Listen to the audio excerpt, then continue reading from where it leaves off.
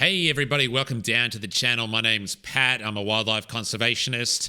I've spent about a number of years working over in Africa and Asia, doing conservation type work. If you want to check out some of the stuff that I've been up to over there, well, in Africa, then I'll leave a playlist at the end of the video.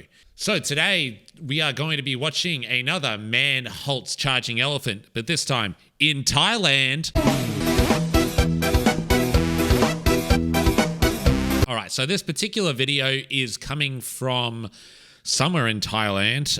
It was filmed in the Phu Luang Wildlife Sanctuary. I don't know why it took me so long to see Wildlife Sanctuary, but anyway, let's just have a quick look at to see. Okay, as you can see, it's just sort of more on the northern edge of Thailand, quite close to Laos. Interestingly, Thailand has quite a big elephant population, one of the larger elephant populations and wild elephant populations in Southeast Asia, whereas Laos has a very, very small population left. And yeah, so let's check out what this guy has been up to.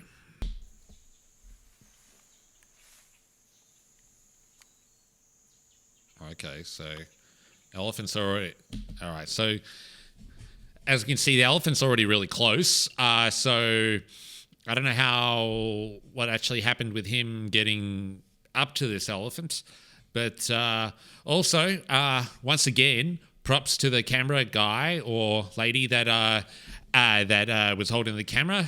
You know, it was held landscape instead of portrait. And yeah, you know how much I love that stuff. And looks like pretty decent footage. So yeah, let's continue watching. I started talking. I don't know what he said. So first thing about what strikes me here, okay, that I was having a look at was the vegetation. I would be first to admit that I don't know much about Southeast Asian vegetation, except maybe a little bit about dipterocarp forests. I'm learning. Looks a lot like bamboo, to be honest. You know, there over that side, it's well, from what I understand, that region is quite hilly and mountainous. So, you know, it would have those type of trees, I guess. Wow. Anyway, let's continue. Did I mention looks like a lot of bamboo? I think I did. If I didn't, looks like there's a lot of bamboo around, which elephants actually can eat and do eat quite a bit of bamboo. So yeah, you'd expect them to be eating around areas where there's bamboo. Whoa! Oh! I could just stopped it maybe at the wrong stop. Wow, that guy came. He was quick. He came up to this guy super fast. Yeah, and actually, kind of cool place to stop. You can see this guy's putting his hand up. Hang on, let's just. Whoa, that's pretty cool. Let me just go back a little bit.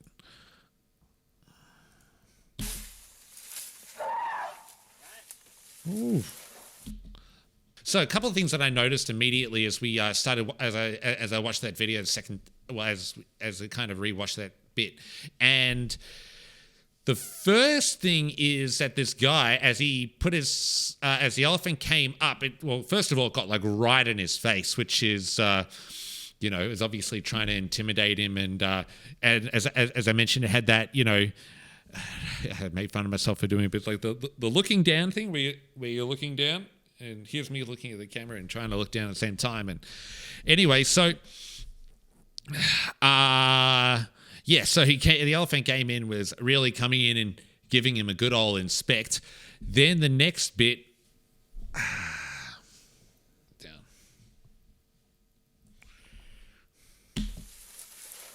All right, hang on a second. Let me just go back a second.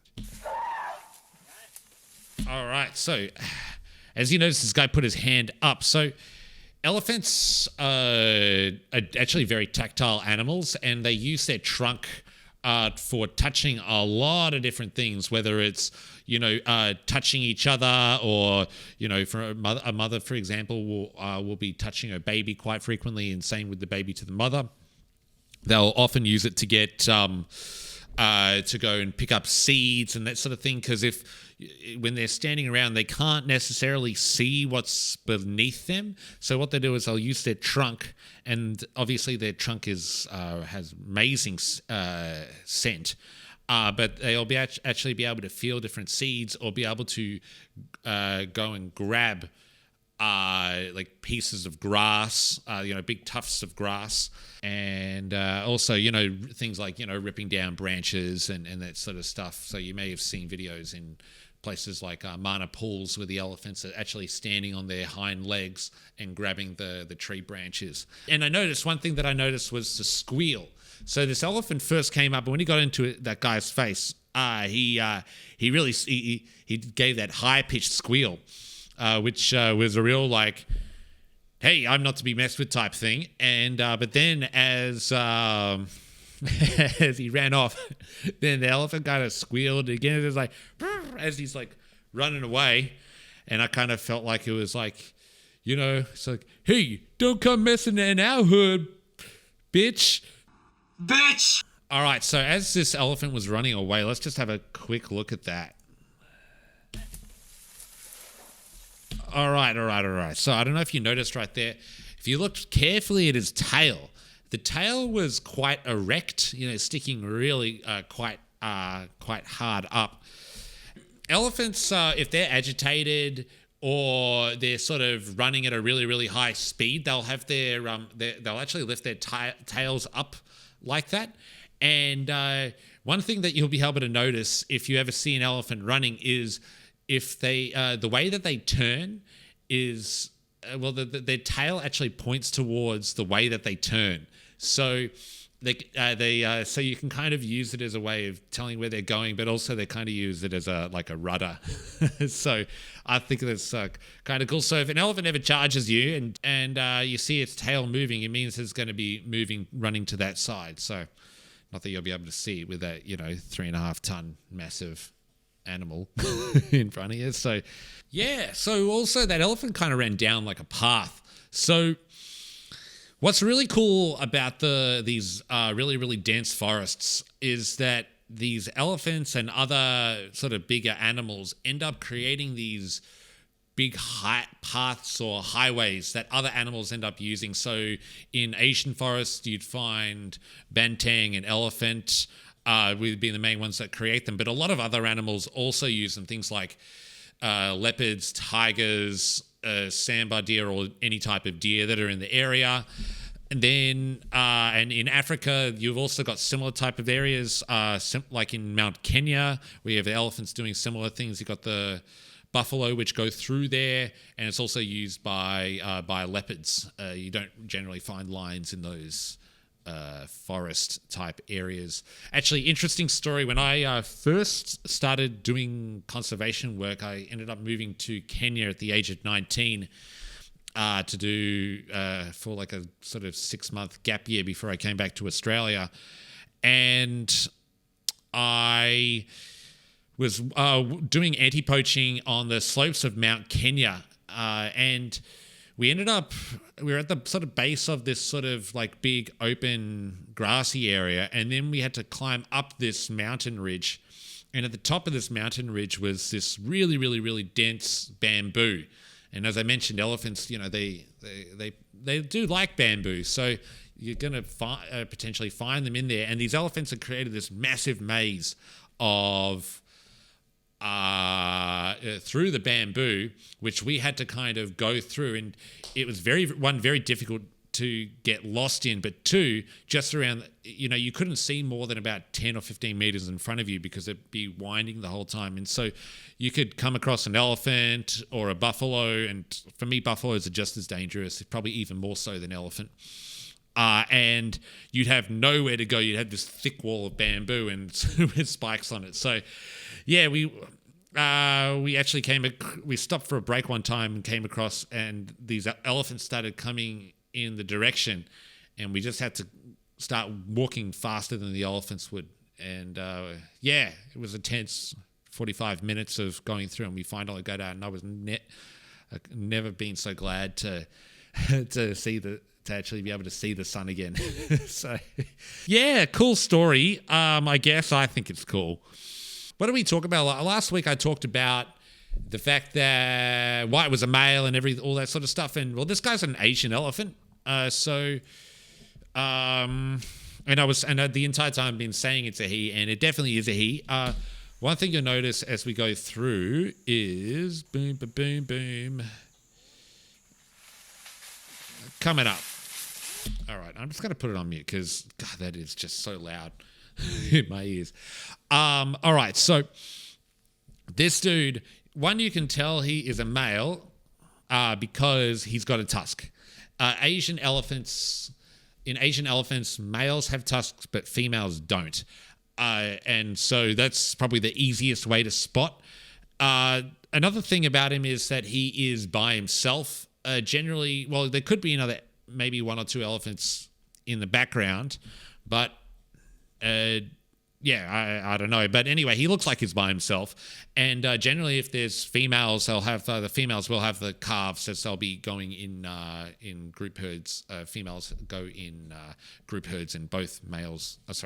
In African and Asian elephants. So, I would say that this guy is, well, first of all, actually, if you notice, he's also got one tusk, and not all one tuskness is it. This guy wouldn't have had his tusk removed or anything like that. He would have been he would have been born with it, so it would have been in his genetics. And so one thing that with Asian elephants, I still kind of struggle to guess the age a little bit compared to, I'm much more familiar with African elephants.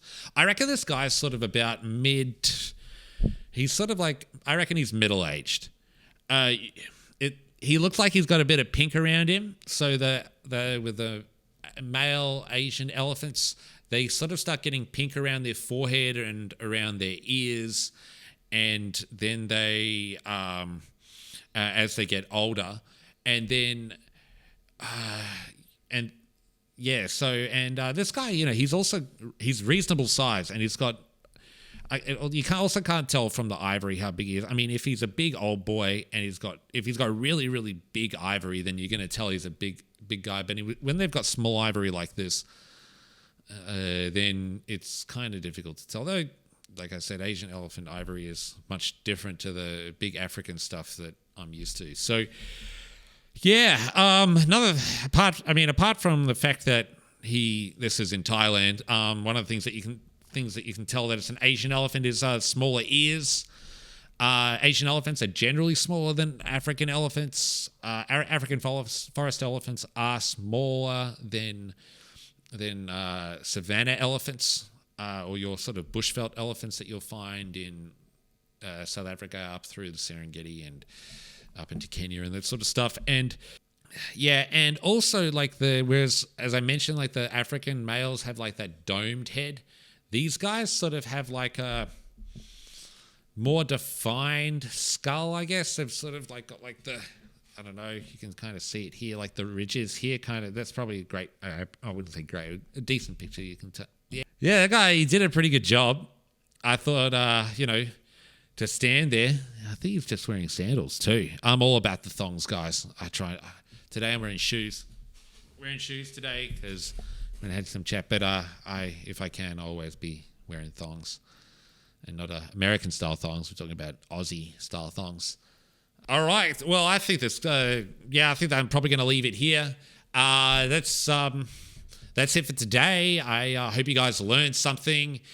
If you guys want to have any recommendations for videos or think I'm wrong about something or like something about it or have any recommendations, I already said that.